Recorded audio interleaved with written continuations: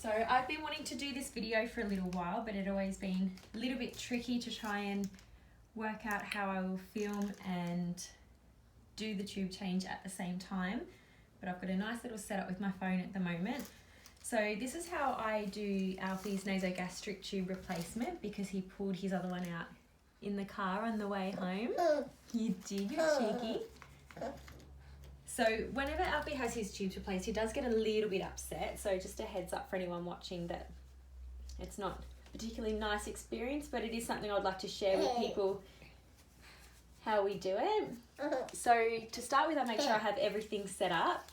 These are the nasogastric tubes that I use for him. They do come with a guide wire inside them, this part here.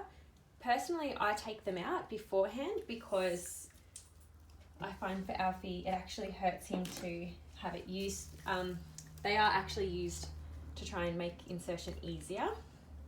And I also just pop a little bit of lubricant on the packaging as well, because I dip the end of the nasogastric tube in. I have pre-measured Alfie with his nasogastric tube, which is something that I do every single time before I insert it, just to double check how far down we put it, because the tubing does have numbers on it. But the way that you do the measurement before you put a nasogastric tube in is you measure from their nostril to the ear, and then you measure it down to the stomach. And so for Alfie, with this particular nasogastric tube, it is a 26.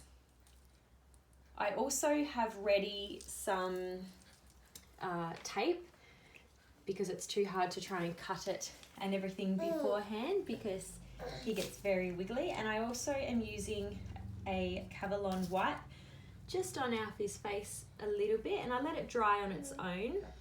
It's just a bit of a skin barrier wipe, just to try and help protect his skin from that nasty tape a little bit.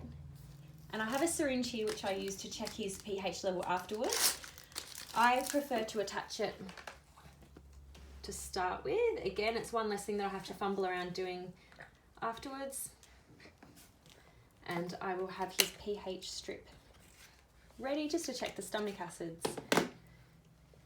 So as I said, Alfie does get a little bit upset. The thing with nasogastric tubes is when it's being put down, there is only so far it will go before Alfie needs to swallow, and if he doesn't swallow, it will just come out of his mouth, which has happened in the past. So you may see I'll get to a point where I stop and sort of just wait. Alfie is usually crying at that point, but as soon as he swallows, I can get it down the rest of the way and get it taped. And poor Alfie has had this done so many times now that he actually anticipates it when he sees it. But let's get this done as quickly as I can, because it's always best.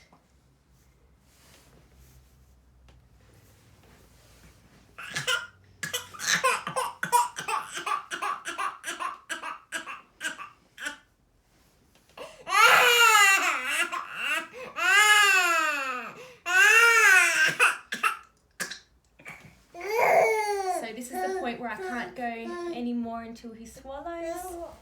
And hello, Alfie. You are such a good boy. You are. That's it. Well done, Baba.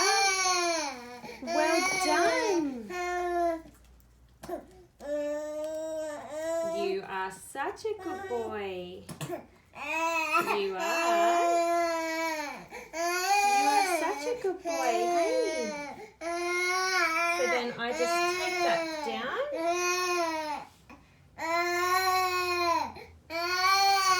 And as soon as I have it taped down, hello, I will undo his little zippy suit. The reason why I do put him in the zippy suit is just so that I can keep his hands out of the way. And there we go. We've got some stomach acid there. You are very clever. And I'll just pop that in. And yes, that's quite acidic. So that is how we change Alfie's nasogastric tube at home. It is a quick process, but he doesn't enjoy it too much, hey. It's all done.